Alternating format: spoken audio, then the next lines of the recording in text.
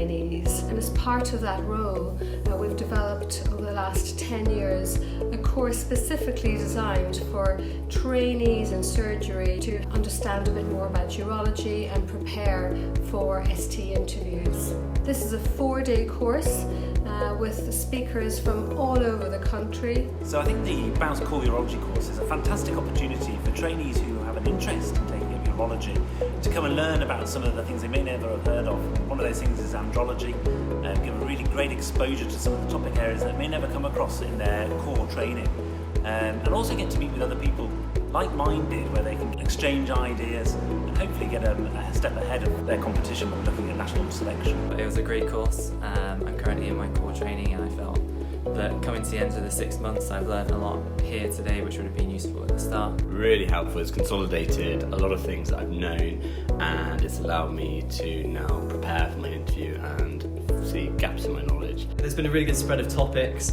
really friendly and approachable faculty. The hands-on training part, it was also really good. All the consultants and the registrars over there, they were really helpful. I really enjoyed this course because it made for a really good environment where you were surrounded by colleagues, and day in, day out you were sort of dealing with different topics, and it allowed you to really consolidate what you were learning. It was very well paced as well. Sometimes you can feel inundated at these courses. And you meet friendly people, so you sort of know that this is a specialty you want to pursue. It was a fantastic course, really loved it. Great accommodation, great food, lecturers were excellent.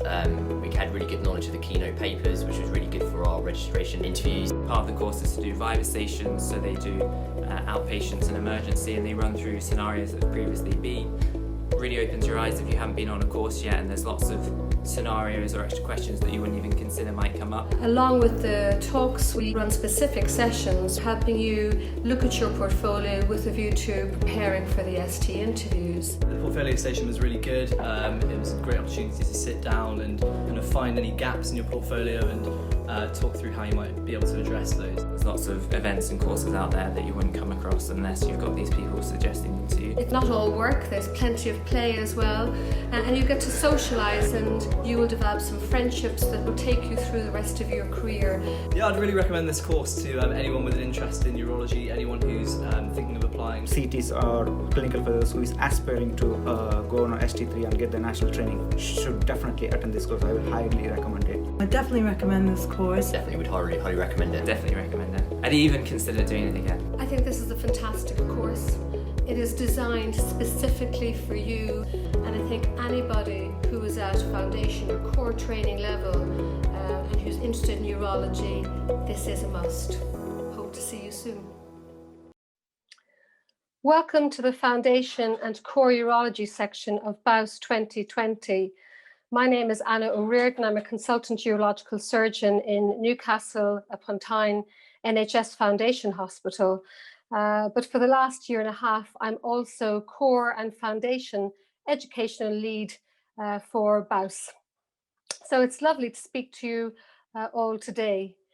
Before we get started, I want to take you through one or two things and just mention a couple of things that I'd like to highlight for your attention today. Over the years, I've met a lot of core trainees, and a lot of them don't really know where to go to look for information with regards to how to pursue a career in urology. I usually signpost them to the BAUS website, but they normally think this is just for consultant surgeons. So I want you to, if you do nothing else for the rest of the day, is to go onto the BAUS website and log on to baus.org.uk.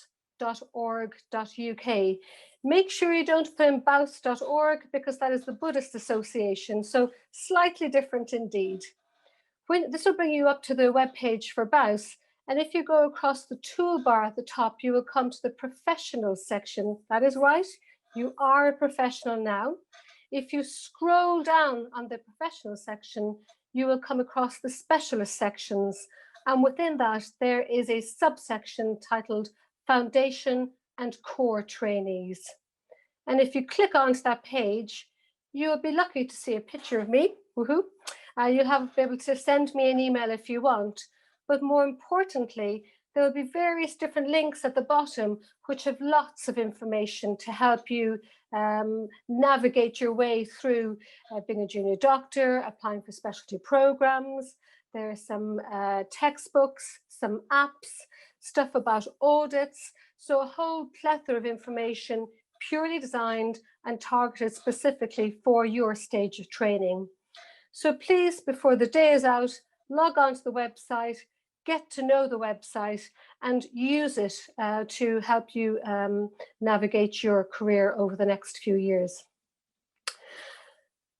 Apart from the website, I'd like to introduce you to the Core Urology course. And this is a course run from this year, or next year, it'll be the 13th to the 15th of January. Up to now, it has been over 4 days, but unfortunately, due to COVID, that's going to be trimmed back to 3 days. Previous feedback has been excellent for all the talks. All the talks are geared to your stage of training, and we cover things such as PSA testing, all the cancers, bladder outflow obstruction, overactive bladder, trauma, UTIs, pediatrics, radiology, erectile dysfunction, you name it, we cover it. The vast, vast majority of these talks are consultant delivered, and each consultant does it in their own time. They are not paid for this. Every year, because this course now has been running for more than 5 years, we look at the feedback and we tweak and we hone the course to make sure we give you the best possible course with the highest standards. So I would like you to think about applying for this course this year. If you want to take some time out and learn everything you really need to know to move into specialty training, this really is the course for you. The cost this year is going to be less than previous years. We won't have accommodation or food to pay for, but unfortunately there are still admin and technical expenses that have to be covered. And if you look at this lovely cake here, it's like a Mary Berry cake. It's been fine-tuned and honed to perfection, so it will certainly deliver. You will unfortunately miss out on meeting your other colleagues, your peers, making some friendships and everything. But I think for this year, I think it'll still be a really good value for money. If you want to know more about the course, I'd recommend you go to the YouTube video section and put in BAUS core course. You'll hear me talk a little bit about the course and you will see some feedback from the trainees who've attended it over the years. We've been very keen to try and make sure we deliver for money. And we've also noted that there were a couple of things that weren't covered in the course. So in addition to this 3-day intensive course, we've set up a series of webinars as well. And we're going to give you a taster of those in December in order to sort of whet your appetite, get you used to experiencing teaching over Zoom. We have a number of talks lined up. I'm very happy that my colleague, Mr. Pillai from Newcastle, is going to do a practical anatomy talk for urologists. This is really going to cover everything you need to know anatomically for urology. Another colleague, Mr. Moon, is going to cover the acute scrotal and foreskin pathologies, which we haven't covered so much in the past, which one might think that a foundation trainee or a junior core trainee would know, but still is a very important component of urology. And then one of our previous registrars, Simon Morton, who's now in Scotland, is going to cover urological drugs, all you need to know. So there are 3 webinars before Christmas, and then we're hoping to run 6 to 9 webinars after Christmas, starting with diagnosis and management of PUG obstruction from Mr. Gowda in James Cook University Hospital in Middlesbrough, hematuria from one of our registrars in the Freeman Hospital, and then renal transplantation, some top tips, the kind of core things you need to know, run by Mr. Alistair Rogers, one of our live donor surgeons and urologists at the Freeman Hospital. So as added value, in addition, if you log up for or join the Core Urology course, you will get these series of webinars free as well. And I think it's good that we have something beforehand and some ongoing learning after the course as well. Let's take a quick look at national selection and the Medical and Dental Recruitment Group have commissioned a full independent report into the outcome of the selection process that took place under COVID-19 restrictions this year. And we are awaiting a full report of this. They have guaranteed us that there's a plan A and a plan B. The portfolio assessment will be reviewed by an assessor this time, which is good. There may not be face-to-face interviews. I think that is possibly going to be the case, but it's quite likely there will be a 30 minutes team interview with possibly multiple assessors. They've made it very clear that if COVID is a big issue where you're working, that deployment to COVID-related work will not be a disadvantage. Courses will be desirable but not mandatory. And I think it's important that you liaise with your TPD for more details about the recruitment process. So start thinking about that now.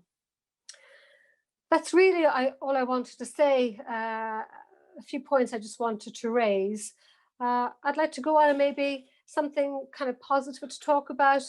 My colleague, Mr. Toby Page, who is the lead for medical students, ran a medical student essay, and I understand that there were over 130 applications. The title of the essay was "How Should Urological Undergraduate Education Be Best Delivered in an Expanding and Busy Curriculum?" And I'd like to congratulate Fortis Gaba from Edinburgh, who won first prize. I think there's a substantial cash check winging its way towards you. Congratulations, Fortis. Natasha Alfred from Bristol won second prize. Again, another substantial cash prize. And third was Akshay Narayan from UCL. So well done to all. I understand the quality of the essays were fantastic, so you should be proud. Moving on to today's speakers, I'm very pleased that our president, Tim O'Brien, has made it very clear that as the new incoming president, he wanted to address you all personally. So I think he's going to have a few words of encouragement and certainly a few words of wisdom. He is somebody who likes to tweet. So if you're involved in Twitter, you can follow him at TSOBUROL. And in addition to Tim, we have Jo Cresswell. I'm glad to say Jo and I trained together as registrars over a decade ago in the Northeast. She moved on to work as an oncological surgeon in James Cook University Hospital. She has a fantastically, very high achieving career. And I'm very proud to say that she is the first female vice president of BAUS. So in a few years' time, she will go on to become president of BAUS. She is the Hillary Obama that never was, or the Hillary Clinton that never was, I suppose. Jo is an incredible speaker. She's got a massive portfolio in education, and she's going to talk to you and give you some of her thoughts and insights into, I presume, training in urology currently and moving forward. So thank you to Jo and thank you to Tim. Again, you've got Jo's Twitter account there as well if you'd like to follow her. A few final parting words. I think the road ahead has without a doubt been bumpy over the last 6 months. There's certainly a lot of twists and turns and bumps over the oncoming 6 months at least. There's going to be uncertainty, so I think it's important you talk to local registrars, your local consultants, ask your local TPD for advice or your local BSOT rep. They will help you to give you advice with regards to career, logbook, teaching opportunities, audit ideas. Please feel free to email me. Make sure you have a logbook, even if it's only as a foundation trainee, you've only assisted in occasional circumcision, that logbook is valuable. Try and engage as much as possible. I think in the current climate, we may be asked to do things we haven't expected, be adaptable and reflect, because our careers are always changing and adapting, and we don't want to end up as dinosaurs. I'd strongly encourage you to apply for the Core Urology course. It'll certainly be a chance for you to learn some stuff or understand some stuff you've always maybe even been afraid to ask. Log on to the BAUS website, look through the different sections, get to know the BAUS family. Think about your ST application, check the website for the shortlisting criteria. There's no point in having all the desirable qualifications if you haven't got the mandatory qualifications or necessities. Engage in self-directed learning. There's lots of webinars out there at the moment. BJUI have online learning. There's lots of B&J learning. Keep it positive. It is so easy at the moment to be a doomsayer, to be negative about everything, to only think of the worst. I think we are all leaders, even as foundation and core trainees, and we all need to lead by example and try and keep the mood as positive as possible. Look after your own mental and physical health. And if you go to the BAUS website, there is a letter from me from May where I give you some links and some tips about that. And I suppose my final point is kindness costs nothing. We don't know what difficulties others may be having over the last 6 months, over the next 6 months. So before you give out about somebody, think about what's going on in their lives. How can I help them or be kind today? So without further ado, I think it's important I hand you over to our first speaker. Thank you for your attention. Good morning. What a privilege it is to speak in this session and to deliver a welcome to the next generation of urologists. But what are we welcoming you to? Well, welcome to an incredibly broad speciality. There is room for everyone in urology. This isn't a speciality that fences you in. There are just so many different ways to be a urologist. And the surgery is so varied too. The removal of a renal mass weighing 5 kilograms, the passage of a flexible ureteroscope to the renal pelvis, or the dissection of a single sperm under the microscope. It's all urology, and there's something there to keep everyone interested. This breadth makes for a varied and an interesting career. Here are the things that have dominated my professional life at different times in the last 20 years. All very challenging, but all very different. Welcome to a dynamic specialty, a speciality that's moving forward. Breathtaking change in the last 20 years. Here are some of the biggest changes to our specialty since the year I was appointed. To be honest, sometimes it's hard to keep up. And the progress isn't going to stop. It's probably going to quicken. Welcome to an environment where you can make a difference. The NHS can be infuriating, don't I know it? But you can flourish. What's the evidence for that? Well, with my own team in the NHS in the last 20 years, we've built the world's biggest practice in retroperitoneal fibrosis. We've refined techniques of partial nephrectomy. We've established new prognostic risk factors in cardiac renal tumors. We've designed new instruments for bladder tumor surgery. We've collaborated with the world's best scientists on renal cancer genetics. And we've rethought and redesigned outpatient practice in urology to a one-stop model. One can flourish in this specialty in the NHS. Welcome to a specialty where you can help those who live in less well-resourced countries. Urolink is a section of BAUS and has been amazing us for over 30 years with its work in sub-Saharan Africa. It's currently led by Susie Venn, a urologist in Chichester, and we want young urologists to take an interest in global urology. We have bursaries to help you do so.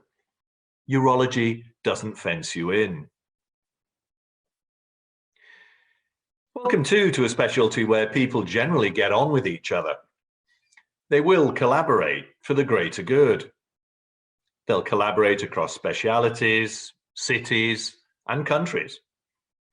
These are the people I've collaborated with over the years. And in truth, it's the collaborations which often make urology fun.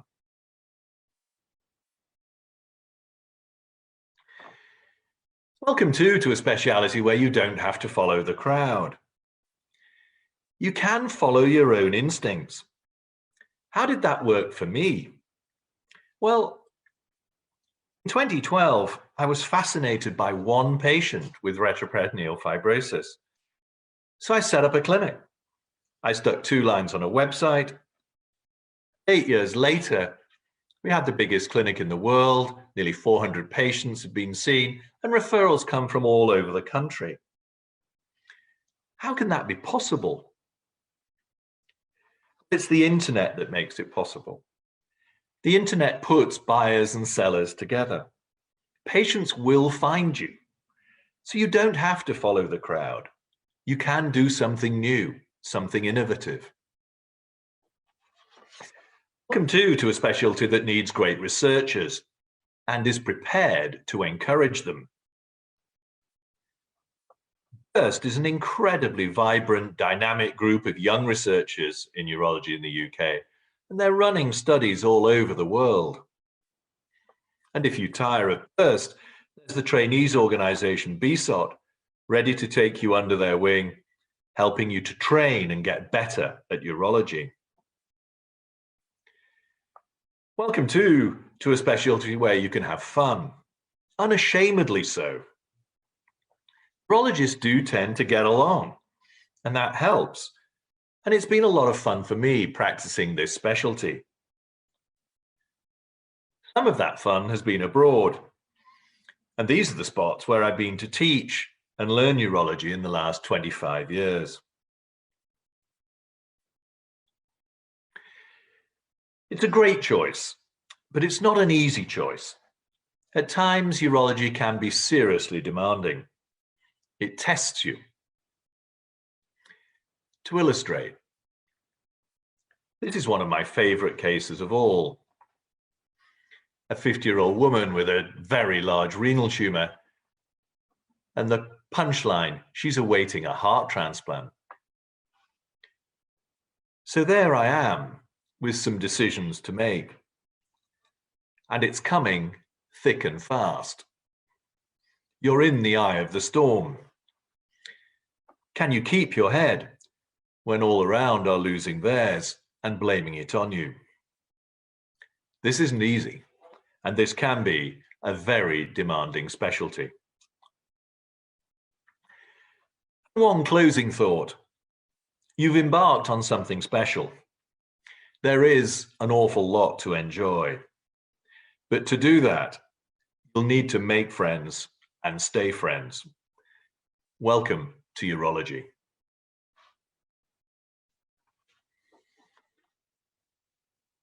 Well, good morning, and thank you very much for the opportunity to speak to you all. Thank you to Miss O'Riordan for an excellent introduction, and thank you to Tim O'Brien for setting the scene for what a great specialty urology is. So the title of my talk is Urology Training, the Future's So Bright. Well, it's customary at the start of these talks to declare conflicts of interest. So I will do just that. Take what I say with a pinch of salt. I am very, very, very biased. I love being a urologist, and I tell a lot of people that I love being a urologist. I even write about it. I'm also a glass is half full sort of person. You'll see there half a glass of champagne or a bit more maybe. So I'm going to be optimistic about this, but I think there's every reason to be optimistic. The future's so bright. That is your future, our trainees, our urologists of the future. But it's also intertwined with our future. And by that, I mean urologists who are trainers. I mean our association, BAUS. I mean our profession as a whole, urology. These two futures are completely engaged together. You need us to deliver your training to the best possible standard we can and with the greatest enthusiasm, and to mentor you for the future. But equally, urology cannot survive without a pipeline of great medics coming through who have hard work, innovation, and ideas to offer. Without that pipeline starting right in the early days of medical school, urology doesn't have a future. So the two futures are entwined. Urology's got so much to offer. I don't need to reiterate. I'm sure Tim has done an excellent job about telling you about all this. It's a hidden gem, absolutely is. I'm confident that because you've tuned into this talk, you probably know quite a lot about it already and are already interested. It's been an interesting year, and I think all of us have been touched in many, many ways by COVID-19 and its effects. And the impact on training has been huge. We've had disruption to our training programs, to our opportunities to train, to our examinations and to national selection. Our opportunity to offer surgery to patients has been impacted, and this has been hard for us as clinicians, but also as trainers. On the other hand, I think it has also offered opportunity. I don't think I've ever been closer to colleagues in the nursing profession, in other disciplines, in other specialties, and in particular to medical students and trainees as we were redeployed into unfamiliar environments and really pushing ourselves to the edge of our comfort zone looking after COVID patients. I think I know my team now in Middlesbrough better than ever before, and that's a big advantage. That offers opportunity. I don't think the experiences I've had in Middlesbrough have been different to the rest of the country. The GMC National Training Survey came out just last week, and as you can see, there aren't really many trainees and trainers who escaped this pandemic without some impact. Everybody felt the disruption of COVID-19. But on another note, there were a lot of comments about how adversity can build teamwork, and certainly the level and quality of clinical supervision, I think, has persisted for many. And that change in culture and building our teams, working as a valued member of the team with some flattening of the hierarchy such that we're all working together as colleagues. I think that really has been genuine, and you can see it there in the survey. I do encourage you to have a look at the survey in more detail. It's available online. So out of adversity comes innovation, cross-specialty collaboration, compassionate leadership, flattening of hierarchy, as I mentioned, team working, human factors. These are all things that I think we've had to adapt to and really throw our energy at during COVID. But in addition, there's been lots of technical innovations and also an opportunity for us as clinicians to start to exploit the technologies that are out there. We're doing it right now with this webinar, aren't we? And there's publications coming out now about how to use technology to augment training. All of the conferences this year have gone virtual. They had to. Now, I love engaging with people face to face. I love networking at a conference. I truly believe we will never replace the face-to-face conference with just pure online. Having said that, however, the sheer quantity and variety of learning opportunities that are out there online, the opportunity to share a discussion with colleagues across Africa, Asia, America, from the comfort of your own home, there is something pretty special about that. And with it comes all of the advantages of being able to engage in many different conferences without taking study leave, without missing clinical opportunities, without cutting our service, saving cost, and probably quite a bit of impact saving the environment. So I do believe the virtual will always be part of our lives going forward because we've learned to exploit it.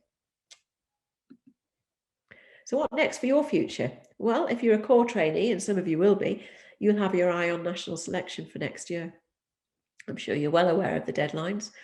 National selection this year was disrupted. There are good plans in place for next year. Plans to manage if it's in a time when COVID is relatively quiescent, and plans to manage if it is not. Boot camp, amongst other courses, has been disrupted. Some were delivered virtually, like the FRCS revision course, but others had to be postponed. But we very much hope we'll be able to deliver these. And, the boot camp, if you're a core trainee looking to start ST3, this is a must for you. It's mandatory for a reason because it's a really great course. So the training programs are changing to some extent. The curriculum was due to change this year in August. It's been postponed till next year. We also have parallel training plans for you. The traditional plan, which was core training for 2 years, and then you apply for an ST3 number to have 5 years of specialist training leading to CCT. That's ongoing. But alongside, we have the IST program where you're appointed to run through training, and this is very prevalent in Scotland and is also piloted across the UK. So in that program, you will start as an ST1 and carry on all the way through to ST7. Now, the new curriculum splits training up into phases. Phase 1, which is essentially your core training. Phase 2, where you learn urology in the generality. And at your ARCP at the end of ST5, providing you're making good progress, you will have the opportunity to take on a special interest module in phase 3. Don't forget, of course, your general urology training will continue alongside your special interest module, but there'll be opportunity to start to develop what your career choice may be. There are 5 broad areas. Actually, general urology is a fascinating area. This involves a huge amount of stuff, a lot of innovative techniques, a lot of innovative operations, and it looks like a very exciting special interest module that I think will be very, very popular in the future. It runs alongside our existing areas of subspecialization: female, functional and reconstructive urology, endourology, andrology, and oncology. The curriculum is being modified to try to match different requirements for the day one consultant urologist in the UK. There are certain skills that you can see there that we feel are essential for you to start as an independent consultant: outpatient work, inpatient work, managing the emergency take, theatre lists, multidisciplinary working. These are just a few of them. And the idea is you'll be able to step into that role following your CCT. There's also new ways of assessing you. And this is to try to give a more global, holistic assessment of your skills. It's less about counting numbers of procedures that you have done and far more about how competent you are. And when we learn skills, whether they be communication skills, whether they be operative skills, clinical skills, we all do that at different paces and have different strengths. So this is to give folks the opportunity to develop at their own pace. And as part of this assessment, you will have a multi-consultant review where all of the consultants you've come into contact with in your department will get together to update you on your progress, give you some areas for development, and help you plan your next placement. There are general professional competencies. You can see many of them there in that chart. And then there are capabilities in practice. So these are about developing the skills you need to be able to adapt to being a consultant urologist in the UK. There will be some index procedures and critical conditions that we think are essential to practice. You wouldn't want to be a urologist who had not come across the common critical conditions that we see every day, because then you will feel less confident when you're appointed as a consultant. So there's some index procedures and critical conditions that you must show that you understand how to manage, but we're not counting numbers in the same way that we were. And this new curriculum comes into place in August 2021. So what next for our future? And by that I mean BAUS. Well, you will probably have had an opportunity to watch Tim O'Brien's video of his vision for BAUS in his presidency. If you haven't seen it, I recommend you do. And, you know, within the first 4 months of Tim's presidency, we've already had a number of training initiatives that have taken place. For example, appointment of 2 national directors for urology fellowships.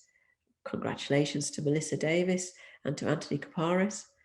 And these are about sharing the information about fellowships in the UK, about helping units to develop fellowships, and kind of acting as a coordinating function, really, so that trainees understand what opportunities are available to them. And I think by accentuating UK fellowships, that will really help folks who perhaps don't feel that they're in a position to travel the world seeking training. We've also just appointed a new BAUS lead for medical student education. Congratulations to Ben Ayres. He will be building on the excellent work already done by Toby Page. And there's exciting times ahead. All of BAUS membership recognise completely that the pipeline for new urologists start in medical school. So we as consultants, you as trainees, all have a role to play in encouraging the next generation of urologists to get into this really exciting specialty. Now, I couldn't possibly complete a talk without talking about our very inspiring trainee organisations. BURST and BZOT are two of the best known ones, and they really are fantastically inspiring groups of people, innovative, exciting ideas, really hardworking, and they're an absolute asset to urology in the UK, and we really enjoy working with them. Just to give you a flavour of some of the projects that have gone on, BZOT have organised a very exciting programme at this conference. If you haven't had time yet to look at them, I would suggest you do. It's quite a varied programme with some really interesting topics to have a look at. BURST continue to run excellent trainee collaboratives. The most recent one, RESECT, is open to people to register interest and start recruiting.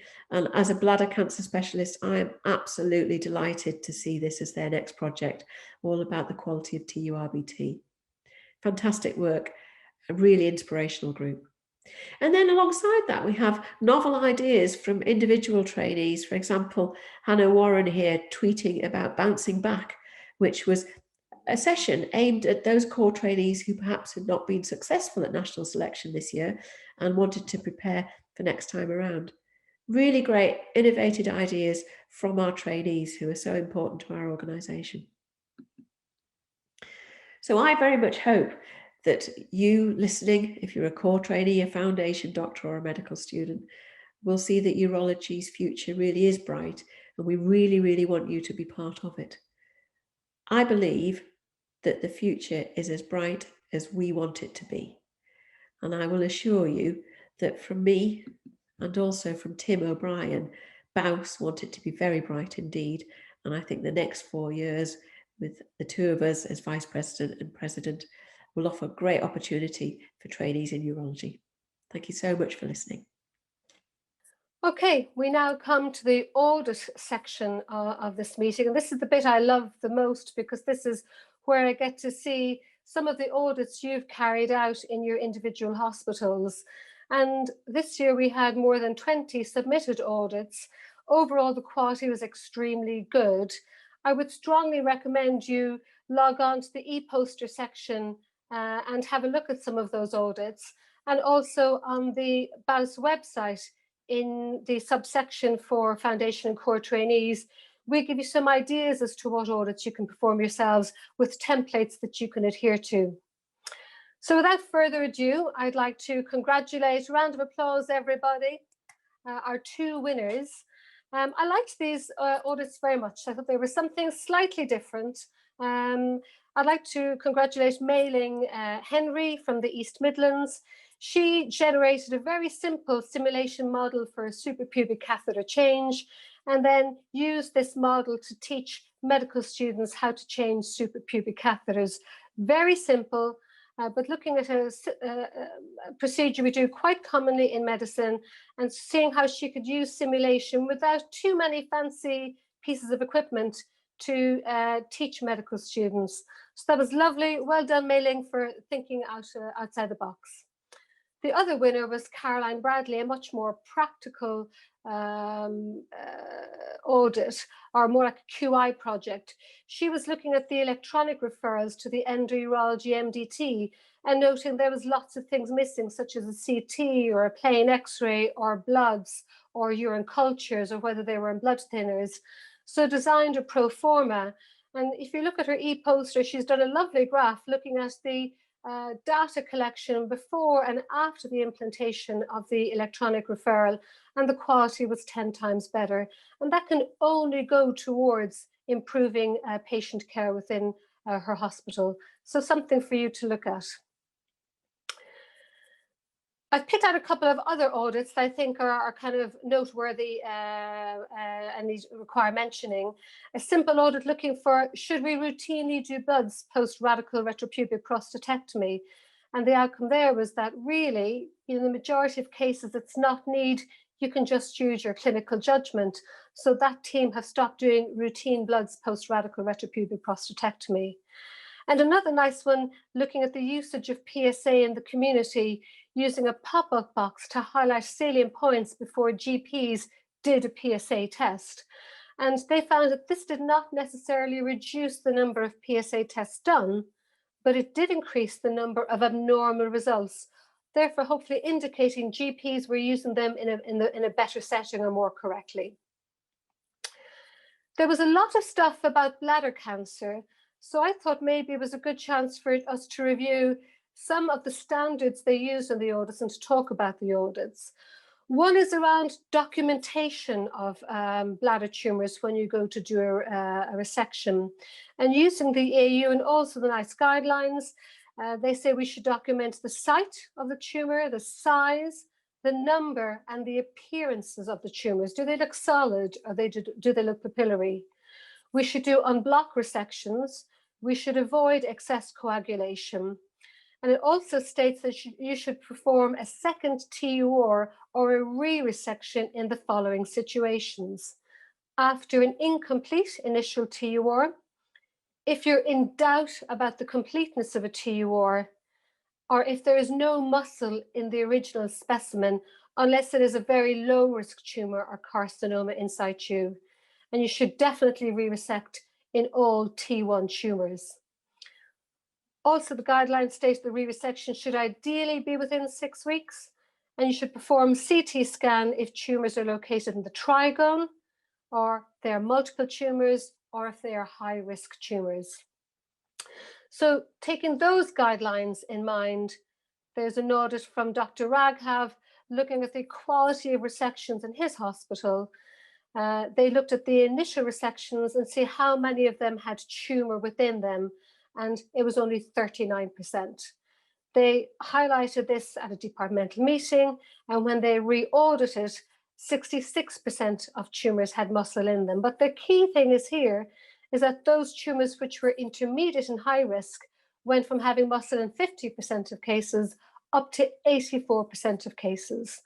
And they also found much fewer patients were upstaged on re-resection in the intermediate and high risk group.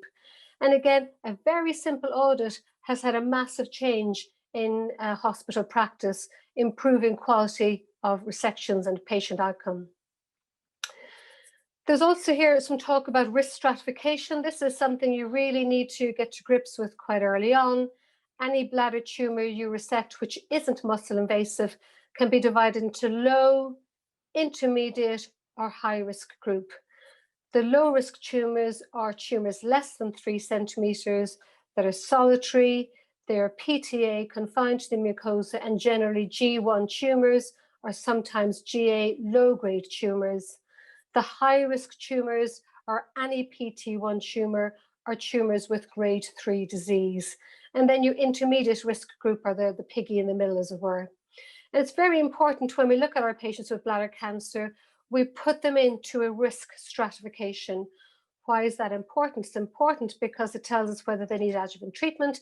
It gives us an idea about their prognosis. It tells us whether we need to re-resect, but it also tells us how we should follow them. And if we look at the NICE guidelines, if we look at patients with low risk, non-muscle invasive bladder cancer, we should offer these patients cystoscopy at 3 months and 12 months, and then they should be discharged if there's no recurrent tumors. We shouldn't routinely do urine cytology in these patients. The intermediate risk group should be offered cystoscopy at 3, 9, and 18 months and once a year thereafter. And we should then consider discharging them after 5 years. And the high-risk patients should be offered cystoscopies every 3 months for the first 2 years, and then 6 monthly, and then annually thereafter, and probably followed up indefinitely. I'm sorry, it looks like some of my slide has gone missing. So with this information, Dr. Samin did an audit looking at how his department followed up people with prostate cancer. And one comment they found is that there was sometimes poor documentation of the characteristics on resection, and that could make classification or stratification of the tumours somewhat difficult. They did find that the high-risk group had the highest compliance, so they were being carefully followed up 3 monthly initially and being followed up for a long time. But they found in the low-risk group, there were many extra cystoscopies performed.